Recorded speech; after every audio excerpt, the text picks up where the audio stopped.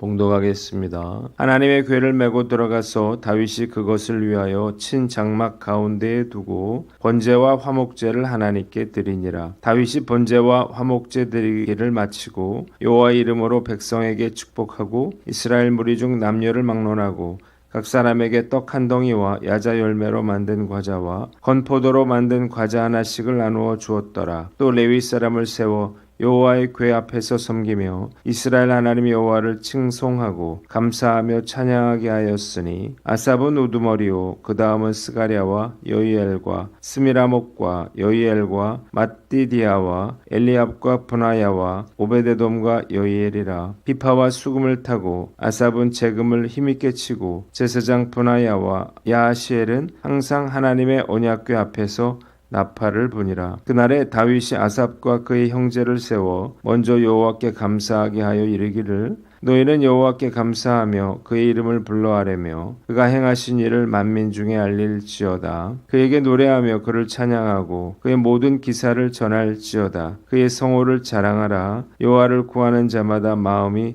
즐거울지로다. 여호와와 그의 능력을 구할지어다. 항상 그의 얼굴을 찾을지어다. 그의 종 이스라엘의 후손 곧 택하신 야곱의 자손 너희는 그의 행하신 기사와 그의 이적과 그의 입의 법도를 기억할지어다. 그는 여호와 우리 하나님이시라. 그의 법도가 온 땅에 있도다. 너희는 그의 언약 곧 천대에 명령하신 말씀을 영원히 기억할지어다. 이것은 아브라함에게 하신 언약이며 이삭에게 하신 맹세이며 이는 야곱에게 세우신 율례 곧 이스라엘에게 하신 영원한 언약이라. 이르시기를 내가 가나안 땅을 내게 주어 너의 기업의 지경이 되게 하리라 하셨도다. 그때에 너희 사람 수가 적어서 보잘것 없으며 그 땅에 객이 되어 이 민족에게서 저 민족에게로 이 나라에서 다른 백성에게로 유랑하였도다. 여호와께서는 사람이 그들을 해하기를 용납하지 아니하시고 그들 때문에 왕들을 꾸짖어 이르시기를 나의 기름 부은 자에게 손을 대지 말며 나의 선지자를 해하지 말라 하셨도다. 아멘. 오늘은 역대상 16장 말씀을 가지고 기억, 찬양과 예배의 시작이라고 하는 제목으로 묵상 나눔하도록 하겠습니다. 먼저 1절로 6절인데 1절을 봅니다. 다윗이 번제와 화목제를 하나님께 드리니라고 했습니다. 레위인들이 언약궤를 다윗성 안에 있는 장막으로 옮기자 다윗이 번제와 화목제를 하나님께 드렸습니다. 이후 다윗은 여호와 이름으로 백성들을 축복하고 이스라엘의 모든 사람에게 떡과 과자들을 나누어 줍니다.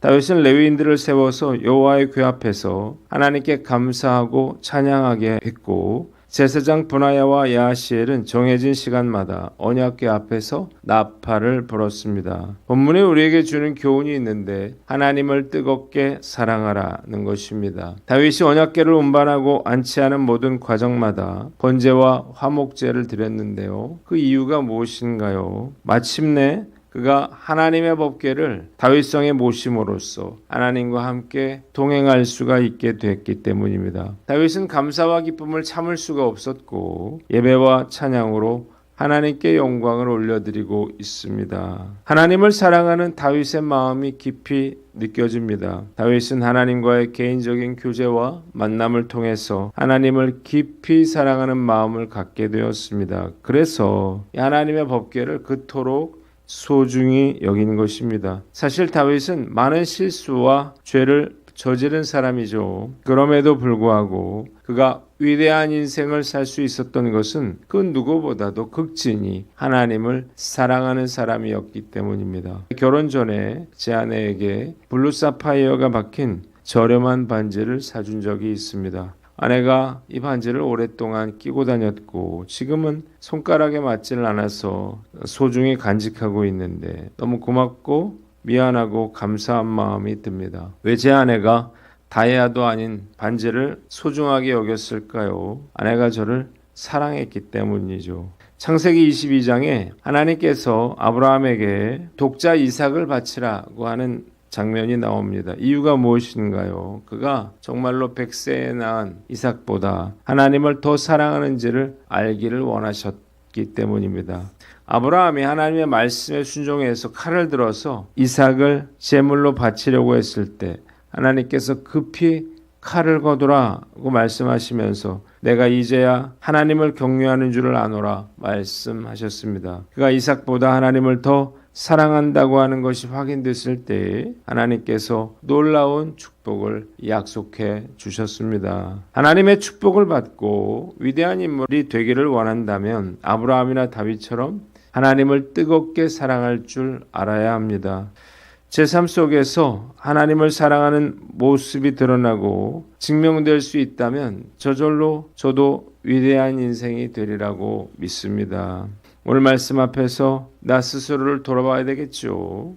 안타깝게도 하나님보다 세상의 것을 더 사랑할 때도 많고 하나님과 세상을 겸하여 섬길 때도 많은 것 같아요. 늘 죄송한 마음이지만 잘 고쳐지지는 않습니다. 어떻게 하든 이 사랑의 마음을 다시 돌이켜야 할 것입니다. 오늘 난 어떤가 살펴보고 두 마음으로 하나님을 섬기지 않도록 하나님을 뜨겁게 사랑하는 저와 여러분들 되시기를 주님의 이름으로 축원합니다. 두 번째는 7절로 10절인데 10절을 봅니다. 그의 성호를 자랑하라고 했습니다. 그날의 다윗은 아삽과 그의 형제들을 세워서 너희는 여호와께 감사하고 그 이름을 부르고 그가 행하신 일을 만민 중에 알게 하라고 외치게 했습니다. 그가 행하신 일들이 너무나 놀랍기 때문이에요. 또한 그의 거룩한 이름을 자랑하라고 했는데 이렇게 여호와를 구하는 자들은 마음이 즐거울 것이었습니다. 본문에 우리에게 주는 교훈이 있는데 하나님만 자랑하라는 것입니다. 시인이 하나님께 감사와 찬양을 올려드리면서 그가 행하신 일을 만민에게 알리고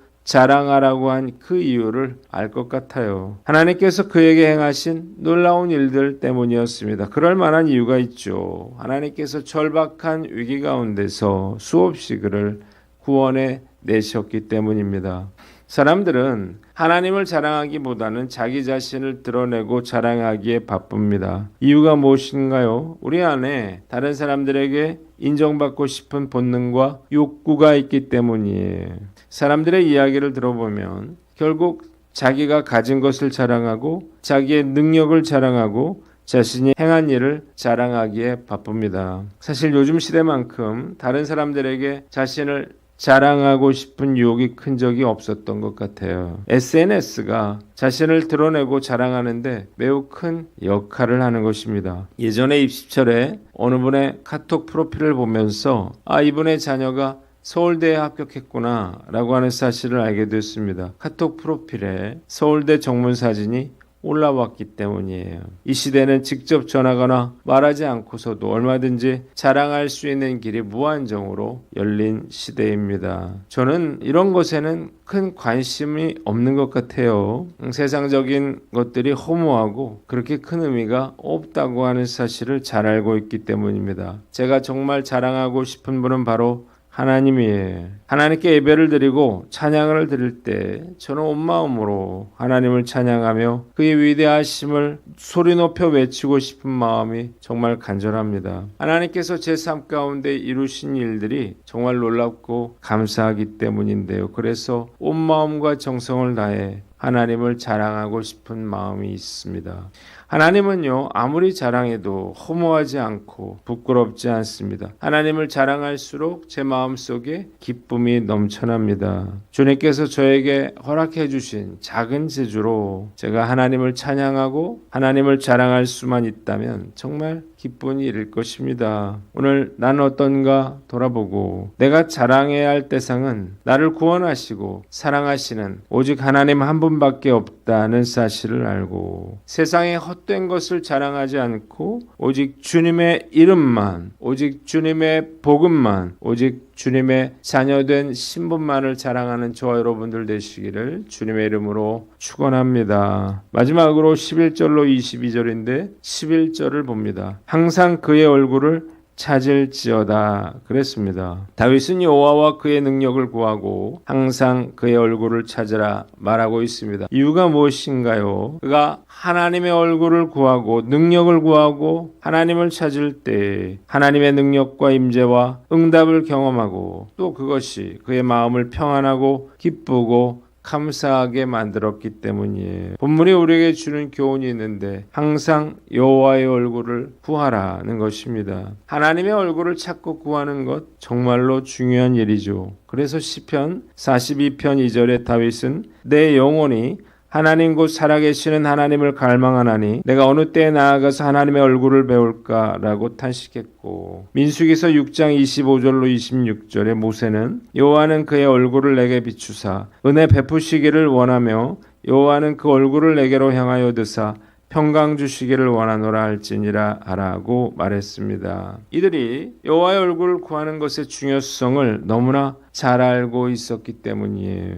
세상에서의 삶은 늘 외롭고 고독하고 우울합니다. 염려와 근심거리로 가득 차 있어요. 이런 분주한 삶 속에서 휩쓸리지 않기 위해서는 우리가 하나님의 얼굴을 찾고 구해야만 하는 것입니다. 참된 만족과 기쁨과 평안은 오직 하나님께로부터 나오기 때문이에요. 우리가 힘들고 어렵고 낙심케 하는 상황을 만났다면 암담한 현실, 비난과 조소, 나의 초라한 모습을 바라보아서는 안 되는 것입니다. 암담한 현실 앞에서 무능한 자신을 볼 때 낙심하지 않을 사람이 어디 있을까요? 힘든 상황을 바라보고 생각하면 절대로 낭만과 두려움에서 빠져나올 수가 없습니다. 아무리 우리 현실이 어렵고 힘들다 하더라도 하나님의 얼굴을 구해야만 하는 것입니다. 평생 예배 인도자로 살아온 저는 기도나 찬양을 할 때 늘 간절히 하나님의 얼굴을 구합니다. 하나님의 임재하심을 구합니다. 그리고 제가 할 수 있는 최대한의 찬양과 경배를 올려드리려고 노력을 해요. 하나님께서 은혜를 주시면 세상과 나는 간대없고 구속한 주만 보이도다 라고 하는 찬송가 가사처럼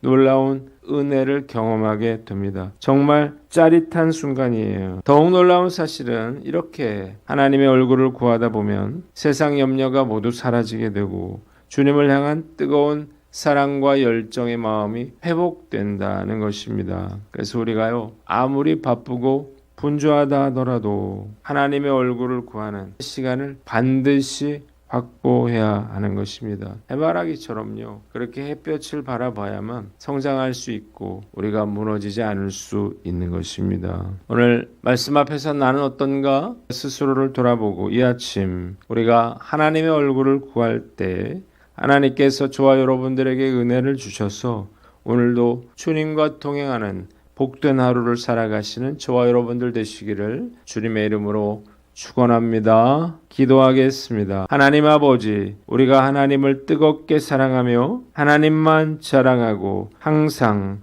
하나님의 얼굴을 구하며 살게 하여 주시옵소서.